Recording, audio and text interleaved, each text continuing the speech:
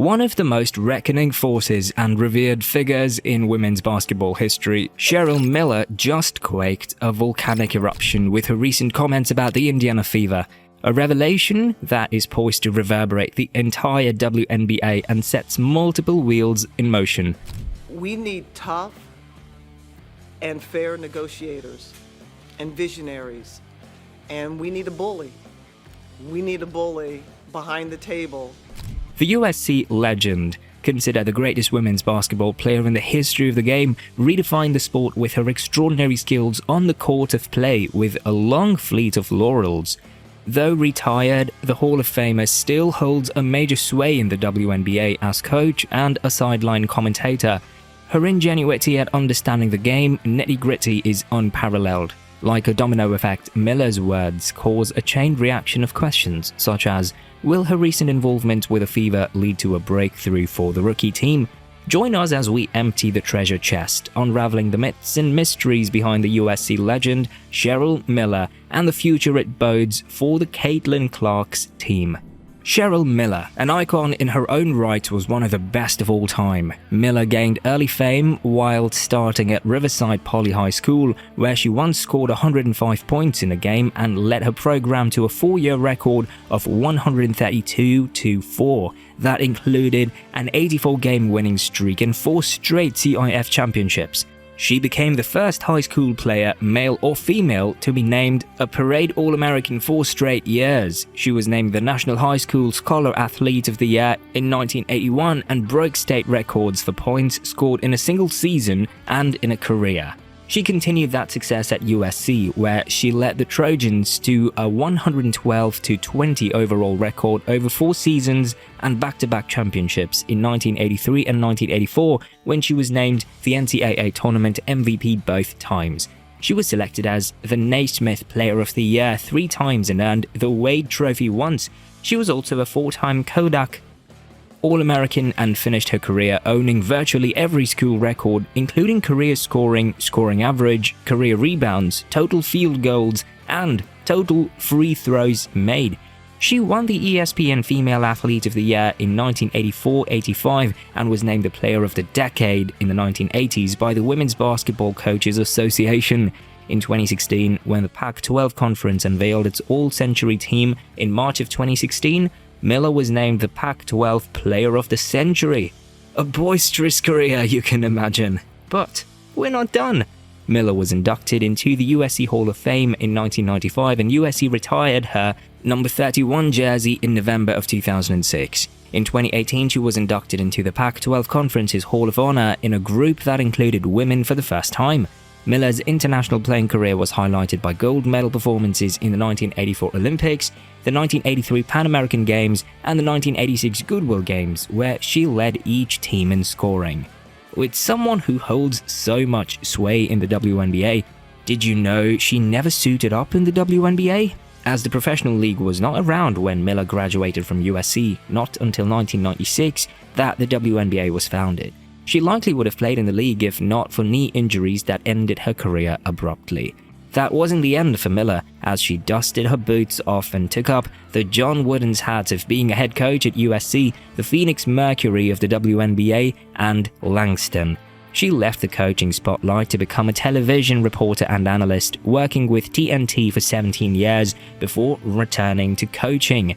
Miller's influence on women's basketball extends beyond her own achievements. She paved the way for future generations of female basketball players like Indiana Fever's rising star Caitlin Clark.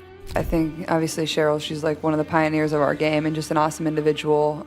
Like her personality just radiates. Like being around her, it just makes you smile. Like she's just such a cool human.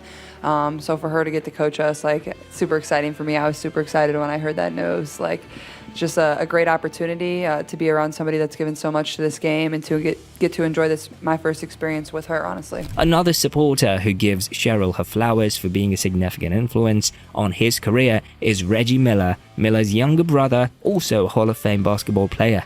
The width of Miller's ties with the Indiana Fevers has already created a buzz among the Women's Basketball League with her record as a game changer and nurturer of young talents. The rookie team is expected to be on a surge for dominance after its share of recent struggles in the WNBA. With Miller at the helm, her perception and authority in the game can be used as a driving force to address the bias standard. Against Caitlin Clark, one of the fast-rising household names on the lips of every American. In July, the duo met during the WNBA All-Star Game, where the veteran raved about Caitlin Clark's game, complimenting her ability to get open and pass the ball. Caitlin's got great handles. The one thing that I don't think people really appreciate about that young lady's game, she can pass the ball. She didn't stop there as we pressed further to address the rivalry between Indiana Fever Caitlin Clark and Chicago Sky Angel Reese. Miller said, I've been able to step back and watch from afar. I love and appreciate the rivalry. I love what they've done for the women's game from a collegiate level to now. And it's working. And it was only a matter of time. And great narratives, great storylines. But now the bottom line comes down to one thing. It's about basketball. And it's about wins. And both these young ladies and their teams, people don't want to face them down the stretch because now it's starting to click. It's clicking in Chicago and it's starting to click in Indiana. Very diplomatic, right? But don't be comfy. The women's hoops trailblazer also spews fire and brimstone in her bid to address issues of gender inequality in the sport and advocates passionately for opening doors in women's basketball and beyond. During the pre-game interview for WNBA All-Star Match, Miller ripped the league's record new broadcast rights package and the negotiators who put it together. She called for a number 4 times higher than the reported $2.2 billion over 11 years that the WNBA reportedly will receive starting in 2025. I'm not great with numbers. Low ball. Why do you say that? That's a low ball. Billion over 11 Not years. enough. Not even close. Now, I'm not trying to inflate it a whole lot, but a 2's nice, and 8 would be better. That's what I'm talking about because they know. They know. And we certainly have come a long way. And I'm not about gouging, but it's a long time overdue, and we're going to continue to get better and better. With a titan like Cheryl Miller, the WNBA should be excited at the prospect of rapid development of women's facilities and more transparency in the league's leadership. Not to forget the biggest gainers, the Indiana Fever. Their fans were thrilled to see their 3 All-Stars, Caitlin Clark, Alia Boston, and Kelsey Mitchell, get the opportunity to be coached by Miller. Miller as well fanned the flame with her uplifting words. Indiana has a very, very bright future. It's one thing to be young, and they're learning how to play the game, and they're learning about their mistakes and how to correct them faster. And so they're making those game, in-game and out-of-game adjustments. The only thing I see that's going to happen the older they get is how to stop the run sometimes and how to change, the momentum during games. But this is not a team people want to play because not only are they getting better, but they're confident and they show no fear. With the current head coach, Christy Sides' recent disappointment, we shouldn't be surprised to see a familiar face on the sideline next season. Check out our other videos as Caitlin Clark becomes the new WNBA record holder in history. Don't forget to subscribe, like, and share.